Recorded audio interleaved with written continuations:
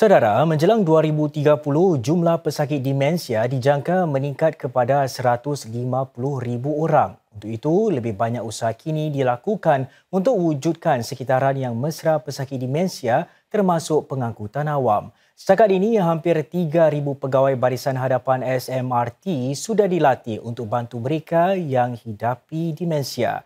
Wartawan Nur Fazira Azman melaporkan. Masih jelas diingatan Cik Hadijah Osman deti cemas apabila ibunya tidak pulang pada masa yang dijanjikan. Sebelum itu, beliau sudah melihat beberapa perubahan dalam diri ibunya yang kini 83 tahun dan tekad membawanya berjumpa doktor.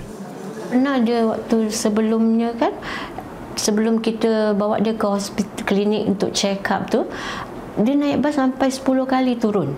Dia ragu-ragulah dari lorong asuh nak pergi rumah saya Hougang. Jadi dia biasa dia tahu. Ni dia tak tahu, dia lupa, dia turun sekejap-sekejap dia turun. Nanti dia bawa pula anak saudara saya yang kecil. Tu jam baru 10 tahun.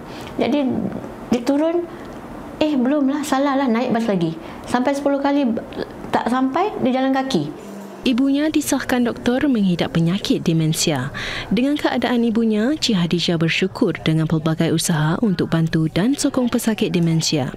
Antaranya adalah inisiatif yang dirintis oleh SMRT dengan kerjasama Agensi Penjagaan Bersepadu atau AIC. Bagi membantu pesakit demensia seperti Ibu Cik Hadijah, 98 stesen MRT dan pusat pertukaran bas di bawah SMRT sudah disenaraikan sebagai Dementia Go-To Points.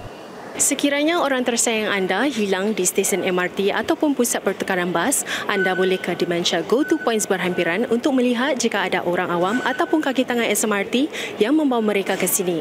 Para kaki tangan di SMRT sudah dilatih untuk mengesan dan membantu mereka dengan demensia. Setakat ini, hampir 3,000 pegawai barisan hadapan SMRT sudah dilatih di bawah program Dementia Go-To. Mereka dapat mengenal pasti dan membantu mereka dengan demensia. Antara kaki tangan yang sudah dilatih ialah pengurus stesen MRT Tai Seng, Cik Suryani Jaafar. Pertama, mereka nampak keliru, tak tahu arah, dan bila tanya nama penuh, mereka tak dapat jawab. Dan bila tanya IC nombor mereka pun, mereka tak dapat jawab. Mana tempat tinggal, tak dapat jawab. Itu sudah tentulah ada mengalami demensia. Apa yang saya belajar di AIC is kalau jumpa orang sebegini, jangan tinggalkan mereka sendiri.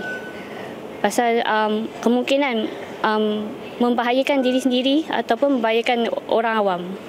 Selain latihan online, para kaki tangan SMRT juga menjalani latihan di tempat kerja. So this training typically comes in the form of some of the e-learning modules, like I mentioned. We do go down and meet up with the team and brief them on some of these protocols and guidelines on how to interact. And then we also do provide them the tools, right? So they have guidebooks and they have flow charts and things like that allow them to know how to navigate the situation. Go-To inisiatif yang dirintis SMRT juga membantu dari segi bantuan perubatan dan mencari kanak-kanak atau warga emas yang hilang. Dalam pada itu, AIC juga dalam perancangan untuk memperluaskan lagi usaha untuk membentuk persekitaran yang mesra demensia. Menjelang 2030, lebih 150,000 penduduk Singapura dijangka mengalami demensia.